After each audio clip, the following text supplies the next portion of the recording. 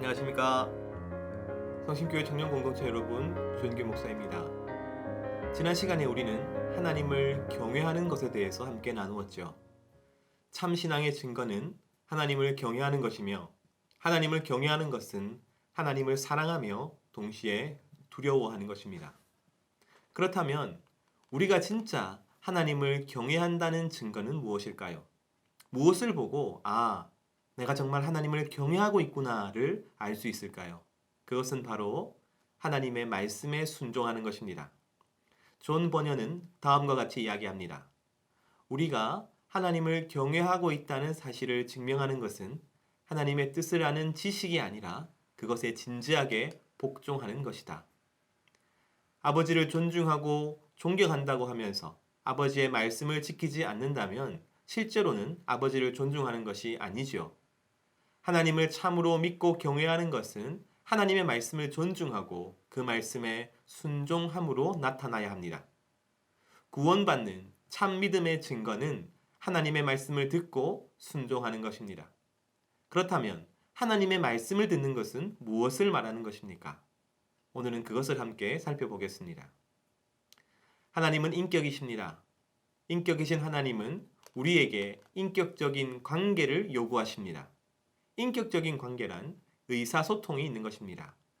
개인적이고 친밀한 의사소통 없이는 인격적인 관계의 성장이란 기대할 수 없는 것이죠. 하나님이 사랑의 하나님이라고 하지만 나 개인적으로 그분과의 인격적인 교제가 없다면 그 사랑의 하나님과의 관계의 성장은 이루어질 수 없는 것입니다.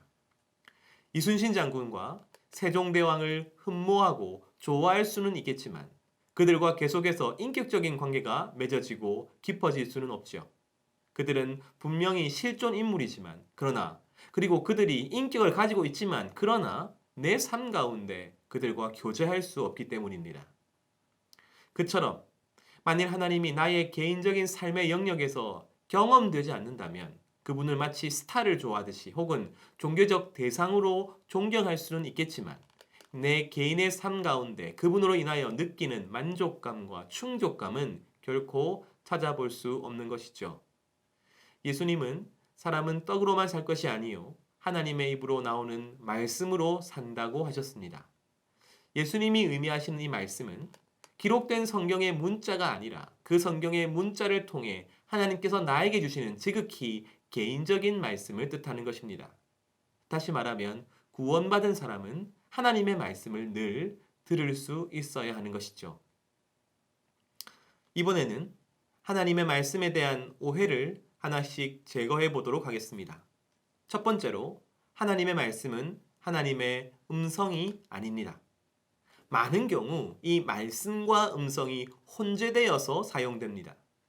시중의 책들을 보면 하나님의 음성이라고 하지만 실제로는 하나님의 말씀인 경우가 많습니다.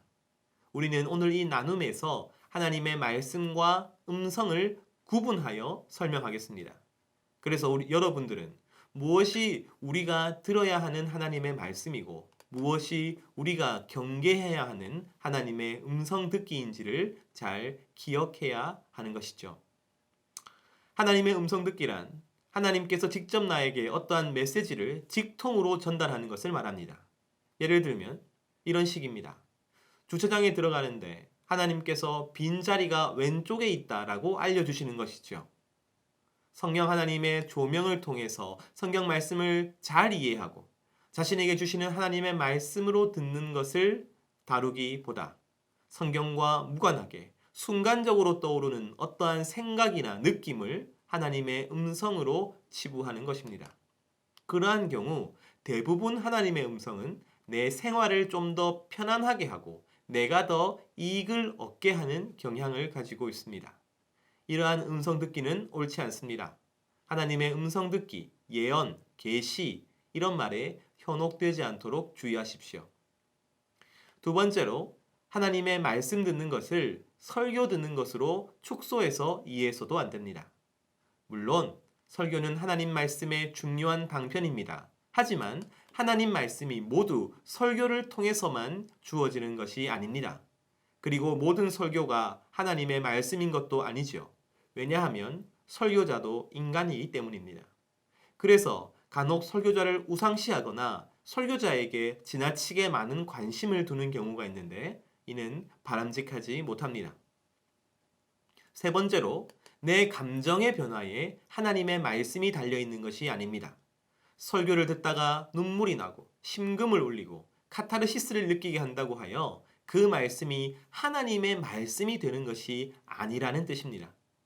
나를 감동시키는 말씀에 눈물을 흘리고 혹은 말씀의 논리 정연함과 깨달음으로 내게 기쁨을 느낀다 하더라도 혹은 내 성향과 비슷한 말씀에 동의가 된다 하더라도 내 인격에 거룩한 영향을 미치지 못한다면 그것은 참된 신앙이 아닙니다.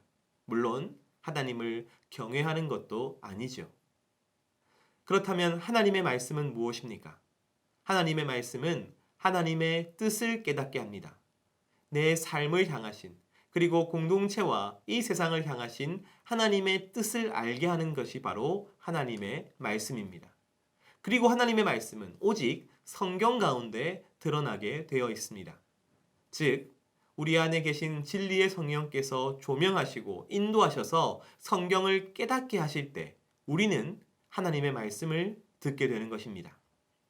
물론 성경뿐만 아니라 기도를 통해서 깨달을 수도 있고 다른 사람들을 통해서 그들의 말이나 행동을 통해서 깨달을 수도 있습니다. 또한 환경을 통해 깨달을 수도 있고 공동체를 통해서 깨달을 수도 있죠. 하지만 그 모든 말씀하심은 성경과 일치합니다. 그리고 성경과 함께 가야 합니다. 그리고 성경이 확인해야 하는 것이죠. 그렇다면 하나님의 말씀을 듣기 위해 필요한 것은 무엇입니까? 첫 번째로 성경을 가까이 하는 것입니다. 하나님은 성경을 통해서 우리에게 말씀하십니다. 성경에 대해 많이 알고 깊이 알수록 우리는 하나님의 말씀을 더욱 정확하고 명확하게 들을 수 있는 것이죠. 성경을 늘 가까이 하십시오. 모르는 것이 있으면 질문하고 그냥 넘어가지 마십시오. 개인적으로 읽고 또한 공동체적으로 읽으십시오. 시간을 정해서 읽고 깨달음을 달라고 기도하면서 읽으십시오. 두 번째로 중요한 것은 하나님의 말씀을 듣기 위해서 하나님과 지속적인 교제가 필요하다는 것입니다. 하나님의 말씀 듣기는 인격적인 관계를 전제하고 있습니다. 그러므로 평소에 하나님과 올바른 관계, 더 깊은 관계를 유지해야지 그 말씀을 제대로 들을 수 있는 것입니다. 친밀한 사람은 그 사람이 어떤 의도로 어떤 말을 할 때에 더 잘 이해할 수 있겠죠. 무슨 문제가 있을 때만 하나님을 찾는 것이 아니라 평소에 하나님과의 관계가 중요한 것입니다. 그리고 하나님의 말씀을 듣기 위해서는 정결하고 깨끗한 삶이 필요합니다. 지금 생활 가운데 정리되지 못한 나쁜 습관이 있거나 죄가 있다면 바로 회개하십시오. 하나님과 나 사이의 소통을 막는 방해 전파는 바로 죄입니다. 죄는 내가 하나님께 나아가지 못하게 하고 하나님께서 하시는 말씀을 내가 들을 수 없게 만드는 것이죠. 네 번째는 말씀을 구하는 태도입니다. 우리가 다음 주에 다루겠지만 하나님은 순종하는 자녀를 기뻐하시고 더 깊은 관계로 이끌어 주십니다. 내 문제를 해결하거나 혹은 답을 정해놓고 하나님의 말씀을 구하는 것이 아니라 하나님께 순종하되 완전히 순종하는 자세로 하나님의 말씀을 구해야 합니다. 하나님의 말씀은 순종의 결단이 필요합니다. 그리고 그렇게 순종하는 자에게 하나님은 반드시 말씀하여 주실 것입니다. 여러분이 모두 하나님의 말씀을 듣는 청년이 되기를 간절히 소원합니다. 그리하여 하나님과의 진정한 인격적인 교제를 가지고 그 삶 가운데 참 믿음의 증거를 가지고 있는 청년들이 되기를 간절히 소원합니다.